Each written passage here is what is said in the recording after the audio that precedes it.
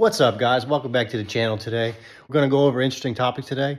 I think somebody's selling y'all snake oil out in the industry with the alphabet letter intakes, but that's up to y'all if y'all want to put alphabet letter intakes on y'all's vehicles for $700 and get no gains out of it.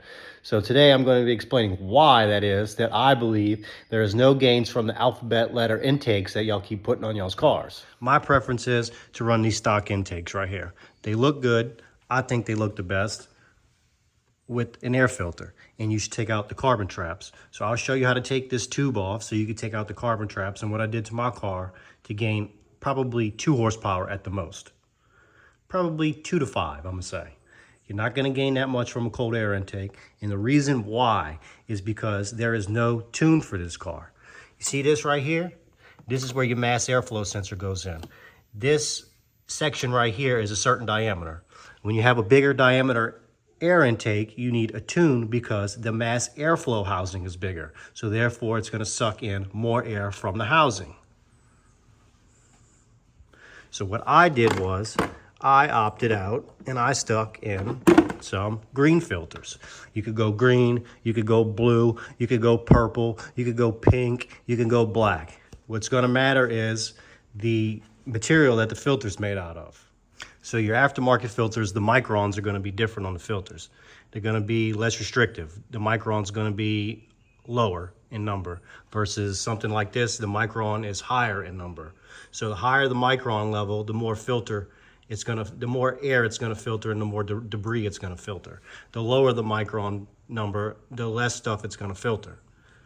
So yeah, the micron rating's different. These are going to be less restrictive only because of what they're made out of. So this is the air filter I went with. Let's do a light test. Let's see the difference when we look at the light in the window right here versus the Ford one. So that one, you can almost see the window and see all the light. The Ford filter, you can see the light, but I can barely make out there's a window there. So this is the Ford filter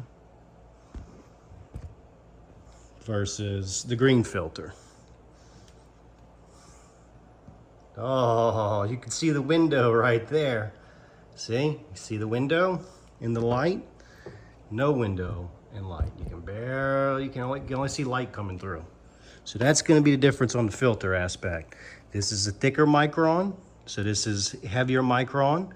This is less number micron. So this filters less, but it lets more air through.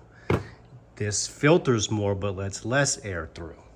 This green filter is a direct replacement drop-in, and the part number is 7260.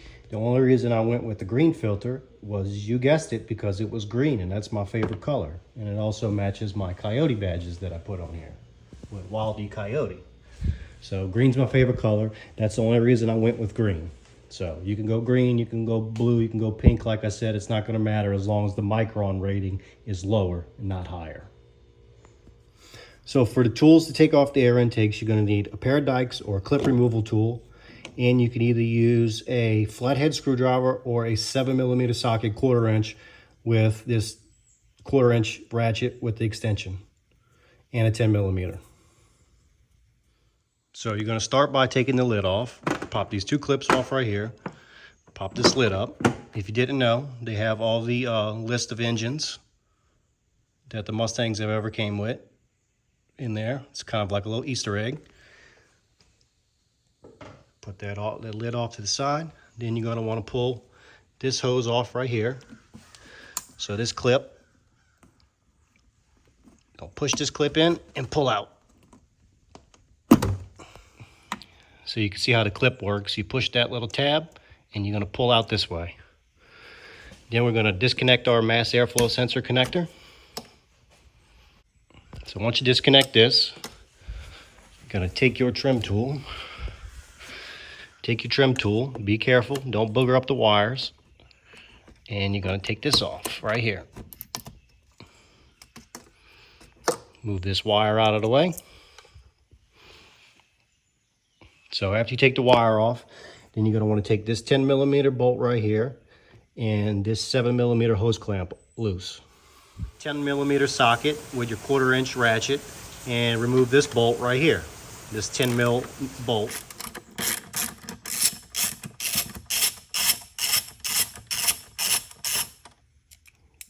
careful not to drop anything. And then take your clamp loose. You can take this clamp loose, you can either use a flat blade screwdriver or you can use a 1/4 inch 7mm socket. I prefer the socket, but when you go back together, just be careful you don't break the band clamp, because you can't over tighten the band clamp with a socket.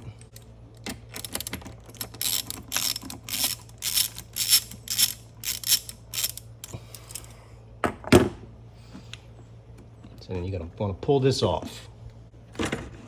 Pull that off, and there's your air filter assembly. So if you want to put the K&N intake, go for it, but you're gonna waste $700. Do not remove this H pattern housing. This housing is supposed to stay in place, and it's to ensure that the air goes correctly over the mass airflow sensor, so you don't get any turbulent air. You'll get all kinds of wampuscatty idle if you take that out. So this one's gutted.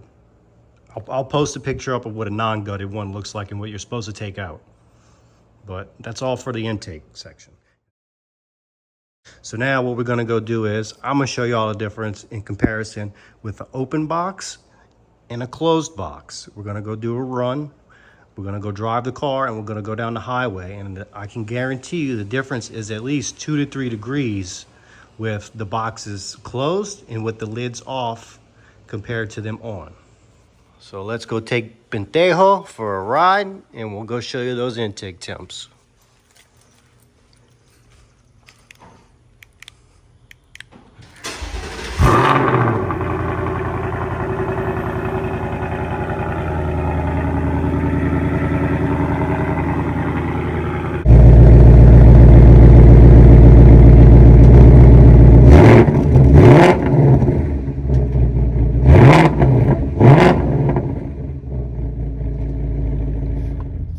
So we're going on a little ride. We're going to show you the difference between the open versus closed air boxes. We're going to go to the grocery store, and I'm on the way back. I'm going to pull the lids off, and you'll see the difference. So with a steady load of 80 miles an hour, you can see the air intake temp is 83 in the right-hand corner, and the ambient air temp, which is the outside temp, is 82. So we're 1 degree off from each other. So I'm going to continue. I'm going to run this for about 5 to 6 minutes, go to the next exit. I'm gonna take the boxes off, then I'm gonna come back and I'll show you the difference. Sometimes the ambient air temp matches the intake temp, so it's within a degree of each other. So we're gonna take the boxes off.